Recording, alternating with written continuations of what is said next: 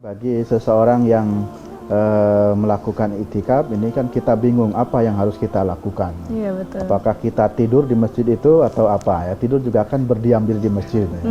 Ya, mungkin betul tidurnya berdiam diri di masjid, tetapi persoalannya ya dia tidak niat ibadah, maka tidak mendapatkan ya pahala itikafnya. Jadi orang yang itikaf itu berdiam diri di masjid untuk beribadah. Ya, beribadah apa saja ya? Beribadah itu secara umum ya. Kita bisa umpamanya membaca Al-Quran, mungkin semalaman kita mencoba tilawah Al-Quran ya. Sebagaimana para imam, kita mendengar Imam Syafi'i itu dalam satu Ramadan bisa hatam Al-Quran katanya ya sekitar 50 atau 60 kali. Itu bagaimana membacanya ya, itu kecuali kalau tidak menghususkan waktu. Nah, sehingga pada malam itu kita bisa gunakan untuk membaca Al-Quran juga. Mungkin sesekali kita sholat sunnah. Nah, sholat sunnahnya kalau saya menyarankan bagi yang mau beritikaf di 10 hari itu, lebih baik kita tidak ikut tarawih dulu di siang harinya atau ba'da isanya.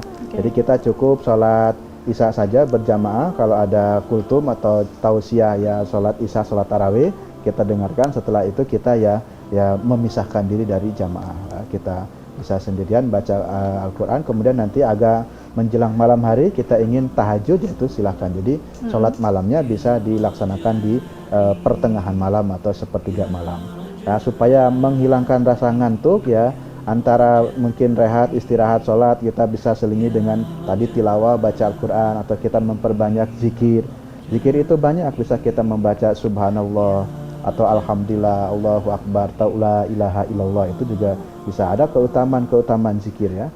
Jadi seperti orang yang membaca subhanallah walhamdulillah, itu dua kalimat itu yang kata Nabi adalah dua kalimat yang ringan untuk dibaca tetapi berat timbangannya. Ada lagi satu amalan yang biasa dibaca oleh Nabi, ini dalam hadis riwayat Tirmidzi ya. Itu disebutkan ketika di 10 hari terakhir, ini khususnya kaitan juga dengan menjemput Lailatul Qadar kan plus itikaf.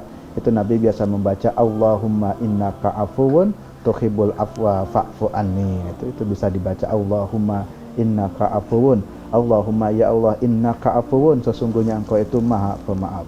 Tuhibbul afwa, engkau itu menyukai untuk memberikan maaf. Oleh karena itu fa'fu anni, maafkanlah aku. Nah, itu bisa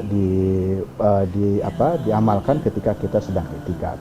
Yang jelas kalau itikaf ya kita jangan main HP mendengarkan musik ya, itu namanya tidak itikaf. Jadi hindari hal-hal yang memang itu di luar kategori ibadah. Karena kembali kepada tadi definisi di awal, namanya itikaf itu adalah al-muqsu fil masjidi binniyatil ibadah ay binniyati taqarruban illallah.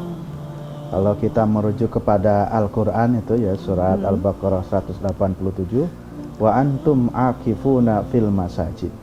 Dan kamu sekalian itu beriktikaf di masajid ya, masjid-masjid, dalam pengertian ya di masjid, pokoknya masjid apapun namanya masjid.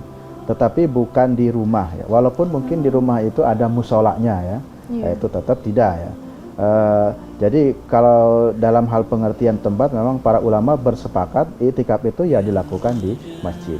Justru yang menjadi perbedaan adalah kategori masjidnya itu. Nah, yang dimaksud masjid dalam Al-Quran itu apa? Itu ada beberapa pandangan ya di kalangan kaum muslimin. Ada yang mengatakan yang dimaksud masjid itu adalah hanya masjid yang tiga itu.